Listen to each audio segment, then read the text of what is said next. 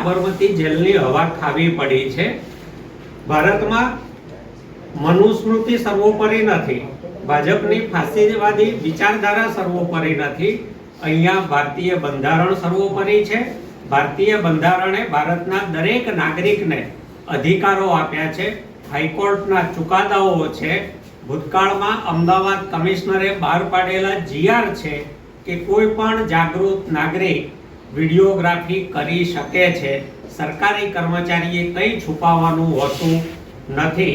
આવા જાગૃત નાગરિક લોના સ્ટુડન્ટ ભાઈ શુભમ પરીખ જ્યારે એક એએસઆઈ અમદાવાદમાં વાહનોને રોકી રહ્યા હતા અને એમને જ્યારે એનો વિડીયો કર્યો અને traffic commissioner, deputy commissioner traffic Safin Hasan સાથે ફોન પર વાત કરી, એ આખો વાર્તાલાપ શું છે એ ભાઈ શુભમ પરીખ કહેશે, એ પછી આગળની વાત અને આમ આદમી પાર્ટી શું કરવા જઈ રહી છે એની વાત હું કરીશ।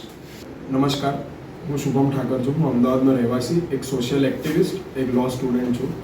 એન્ડ હમણાં રિસેન્ટલી મેં ઘણી બધી સોશિયલ એક્ટિવિસ્ટ રીતના કામ કર્યું, જ્યાં લોકોને પાણીની સમસ્યા હતી, હું ત્યાં જઈને એમની માટે લડત આપી છે। વિચરતી વિમુખ જાતિની સ્કોલરશિપ પાછી ખેંચવામાં આવી તો મેં સરકાર વિરુદ્ધ સચિવાલય જઈને એ લોકો માટે લડત આપીને લોકોને એમનો ન્યાય અપાયો। પરંતુ રિસેન્ટલી હમણાં હું પંચવટી સર્કલ ઉપર ચાલતા ચાલતા જતો હતો અને ત્યાં મેં જોયું કે એએસઆઈ બેઠા હતા અને टीआरबी जवान लोगों को उभा रखी रहा था, which is against the law. Under no law, आप किसी भी लॉ के अंडर अगर देख लीजिए और ऑनरेबल हाई कोर्ट के जजमेंट्स भी देख लीजिए, टीआरबी जवान नहीं रोक सकते। तो मैंने जाके उधर बस वीडियो रिकॉर्डिंग करते हुए उनको इन्फॉर्म किया कि ASI sir under what jurisdiction, किस जुरिस्डिक्शन के अंतर्गत टीआरबी जवान लोगों को रोक रहे हैं। तो उन्होंने बोला, एएसआई ने कबूला कि वो उन्होंने परमिशन दी है। मैंने उनको बोला कि ऑनरेबल हाई कोर्ट का जजमेंट कहता है कि आप परमिशन नहीं दे सकते क्योंकि टीआरबी जवान सिविल वॉलंटियर्स हैं, वो किसी भी लॉ के अंतर्गत नहीं रोक सकते। वो मानने को तैयार नहीं थे। फिर उन्होंने बोला कि मैं चालान इशू कर दूं, तो मैंने बोला हाँ आप चालान इशू कर दीजिए, मुझे कोई इशू नहीं है। तो मैं बस उधर खड़े खड़े रिकॉर्डिंग कर रहा था। मैंने कोई भी अंतर्गत ना उनके कैमरा को रोका था, ना मैंने उनको ब्लॉक किया था। बस उनके सामने वीडियो रिकॉर्डिंग करते एक प्रश्न पूछ रहा था कि किस नियम के अंडर टीआरबी जवान लोगों को रोक सकते हैं। फिर ना मानने के बावजूद उन्होंने पूछा आपको जिसको पूछना है पूछ लीजिए। तो मैंने डीसीपी साफिन हसन जी को बोला था। अभी इसका रीजन मैंने डायरेक्टली उनको कॉल इसलिए क्योंकि आपने रिसेंटली जो रंगला रंगली वाले पोस्टर, जो स्त्रियों के लिए शर्मजनक पोस्टर अहमदाबाद ट्रैफिक पुलिस और सतर्कता ग्रुप के द्वारा जो कोलेब्रेशन में डाले गए थे, उस टाइम पे भी मैंने साफिन हसन जी को इस चीज़ पे इन्फॉर्म किया था, पर उन्होंने मेरा फ़ोन नहीं उठाया था। तो मैंने दूसरे दिन आफ्टर गेटिंग इट वायरल मैंने उनको फ़ोन किया था और उन्होंने बोला था कि ऐसा कुछ भी हो तो आप मुझे डायरेक्टली फ़ोन कीजिए जब तक ट्रैफिक की बात है। तो ये ट्रैफिक डिपार्टमेंट का कंसर्न था, इसलिए मैंने direct DCP traffic Safin Hasan ji को फ़ोन कर दिया। अभी साफिन हसन जी ने भी कॉल में एक्सेप्ट किया कि टीआरबी जवान अंडर नो लॉ वो रोक नहीं सकते।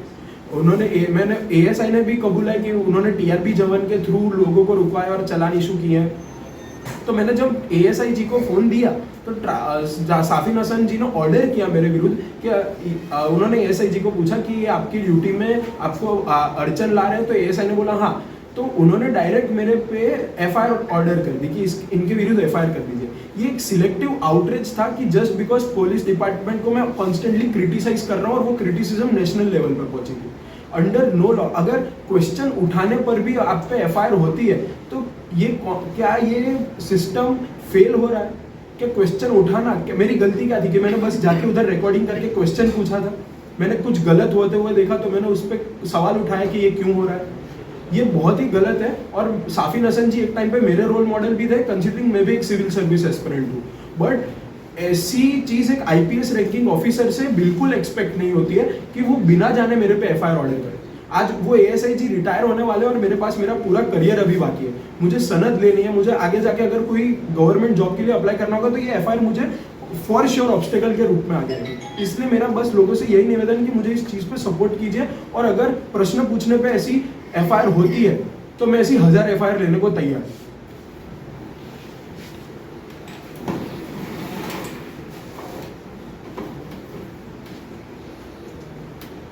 ભાઈ શુભમ આમ આદમી પાર્ટીના કાર્યકર્તા નથી, એક એક્ટિવિસ્ટ જાગૃત નાગરિક છે અને એમની સાથે જે ખોટું થયું એ બાબતમાં આમ આદમી પાર્ટી એમની સાથે ઊભી છે અને જ્યાં જે રીતની જરૂર પડે એ મુદ્દે આમ આદમી પાર્ટી લડી લેશે. સફીન હસને જે કોઈ વાતચીત કરી છે ભાઈ શુભમ સાથે અને એએસઆઈ સાથે, એનું રેકોર્ડિંગ અમારી પાસે છે. સફીન હસને ભાઈ શુભમ સાથે જુદા પ્રકારની વાત કરી છે અને એએસઆઈ સાથે જુદા પ્રકારની તદ્દન વાત કરી છે. એમણે શુભમને એવું કશું જ નથી કહ્યું કે જેનાથી શુભમને એ કામ ગેરકાયદે લાગે અથવા તો બંધ કરી દેવાનું મન થાય. એમણે એને પ્રોત્સાહન આપ્યું છે. સામે પક્ષે જ્યારે એએસઆઈ ફોન લે છે ત્યારે એ જુદી રીતે વાત કરે છે. સામેથી કહે છે કે તમારી કાર્યવાહીમાં અડચણ કરે છે. એએસઆઈ હામાં જવાબ આપે છે એટલે એ એફઆઈઆર કરાવવાનું કહે છે. એ જ્યાં એફઆઈઆર કરાવવાનું કહે છે એ સફીન હસનના જ્યુરિસ્ડિક્શનમાં નથી આવતું. પહેલો મુદ્દો છે. બીજો મુદ્દો કે દરેક જગ્યાએ સીસીટીવી કેમેરા છે અમદાવાદ ટ્રાફિકના. જો શુભમે કોઈ અડચણ કરી છે તો એ શા માટે સીસીટીવી કેમેરા લઈને સામે નથી આવતા? ટ્રાફિક પોલીસ સીસીટીવી કેમેરા લઈને સામે આવે.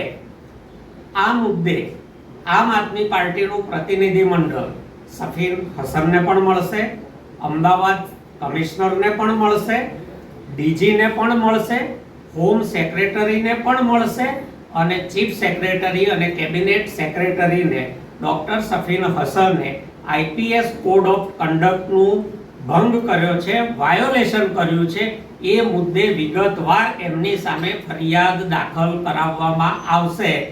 જો તંત્ર એમના માનીતા અધિકારીને બચાવવા માટે એફઆઈઆર કરવામાં ઠાગાઠૈયા કે ટલ્લાવશે તો અમે કોર્ટનો આશ્રય લઈને પણ એફઆઈઆર કરાવીશું અને ભાઈ શુભમ પર થયેલી એફઆઈઆર રદ કરાવીશું. કોઈ પણ જાગૃત નાગરિક જે ગુજરાતમાં ભાજપના ભયને પડકારવા માગે છે, ભ્રષ્ટાચારને પડકારવા માગે છે, એવા દરેક જાગૃત નાગરિકની સાથે આમ આદમી પાર્ટી પૂરી મજબૂતીથી ઊભી છે. એમને જરૂરી તમામ પ્રકારની કાનૂની મદદો આપવામાં આવશે. જ્યાં જ્યાં એમના સમર્થનમાં આંદોલનો કરવાની જરૂર પડશે ત્યાં આંદોલનો કરવામાં આવશે. અને હું ભાઈ શુભમને, એક જાગૃત નાગરિકને, ઉભરતા યુવાનને એ બાબતે આશ્વસ્ત કરું છું કે બિલકુલ નિશ્ચિંત રહે. આવા ષડયંત્રોથી, આવા કાવતરાખોરોથી કે ભાજપથી બીવાની કોઈએ જરાય જરૂર નથી. આ સંઘર્ષનો રસ્તો છે, સંઘર્ષ કરીશું અને જીતી લઈશું. જેણે ખોટું કર્યું છે એણે ભોગવવું પડશે. ડોક્ટર સફીન હસન એમ માનતા હોય કે એ ગૃહમંત્રી સાથે ગરબા ગાવા જેટલા સંબંધો ધરાવે છે, એ સોશિયલ મીડિયાની રીલો બનાવવાના ઘણા શોખીન છે, તો ક્યારે કોની રીલ બની જાય એ ભારતના બંધારણમાં નક્કી નથી. ભલભલાની રીલો અહીંયા ઉતરી પણ જાય છે ને બની પણ જાય છે.